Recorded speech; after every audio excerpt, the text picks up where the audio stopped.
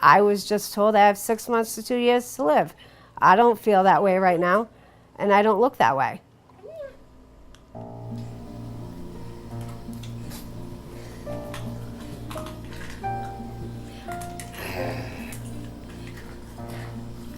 What was that?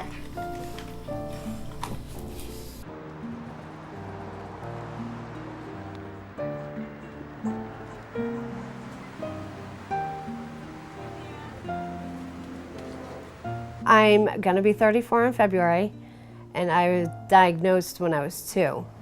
Layman's terms, cystic fibrosis, is a hereditary genetic lung disease that affects the lungs, causes them to produce too much mucus.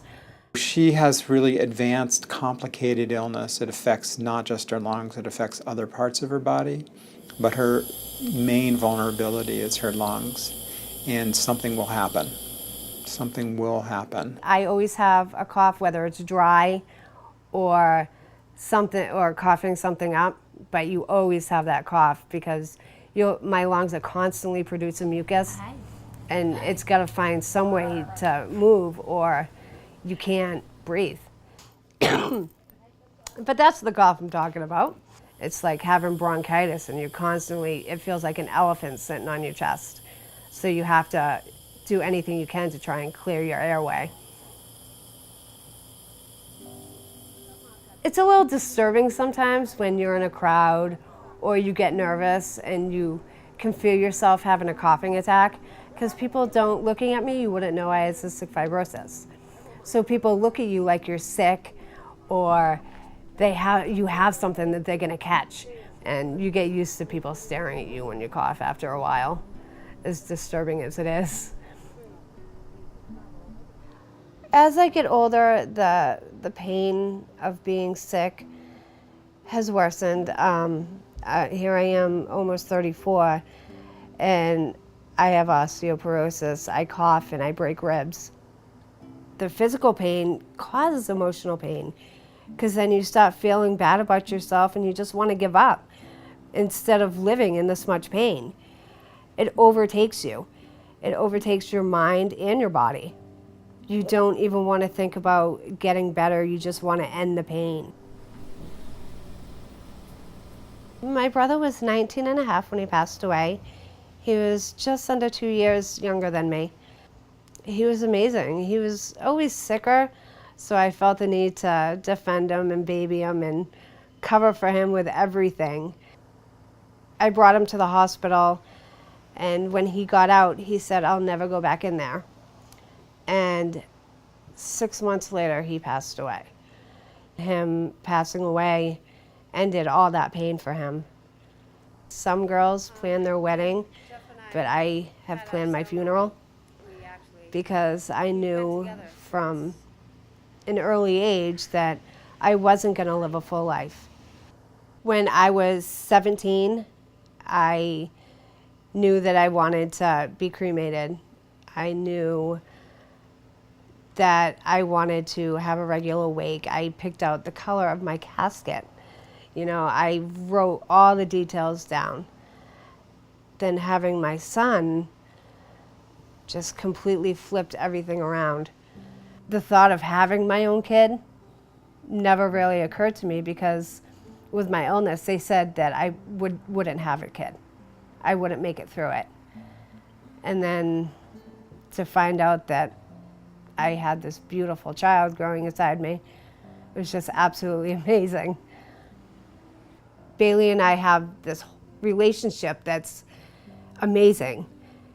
I love the way he looks at me. I love his smile, and every time I start to miss him or get sad, I just try and think of him and hear his laugh, and usually it just brings me right up. He is my reason for living. He's my reason for getting up every morning. He is everything to me. Oh, Jeff. I can't say a bad word about him. I really can't. He's a wonderful father, and he's a wonderful provider. I still go to the Children's Hospital because I've been with my doctor for so long. We have such a good relationship that I absolutely refused to not have him as a doctor. And luckily he fights to keep me on as a patient. LeeAnne is in a very important place in her family, so she needs to think about what would happen if she gets really sick. She needs to think about the intensive care unit as a possibility. She needs to think about the kinds of decisions that might need to be made related to her health and prolonging her life.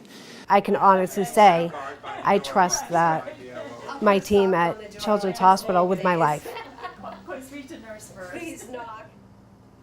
There is always the option of transplant, but I've thought long and hard about this for years, and transplant just isn't for me. It's trading one illness for another. It's a whole different disease. Whatever the amount of time LeeAnne has left, it is in her hands to look at how she wants to spend those times and how she wants to prioritize. Knowing that you're going to die and you won't see your son grow up, it's not being afraid of dying. It's being afraid of what you're going to miss. Just recently being told I have 6 months to 2 years to live really hit home. She doesn't want to burden people. Many sick people feel that way. They don't want to overly burden the people that they love. But now with the PAC team, it makes my care a lot easier and helps make a better plan. It makes things a little easier knowing that you guys are behind me and supporting me in everything I do and every decision that I make. The PAC team is the palliative advanced care team. They step up and they work with you to find what works best with you and what is going to treat your pain, not just numb it. We like to feel that we make a difference. And I think we do. I think we make a difference in many cases where the way forward is not clear. I can't imagine where I'd be without their help with the hospital. They take the stress off of me and they deal with it. They take everything that they can do and they put all their effort into helping my life be easier. There's never enough words, and all I can reiterate every day is telling them how much I love them. If I'm only going to be around for so long, he's not going to see me upset. He's going to see me enjoy every day, and that's all that I can hope for.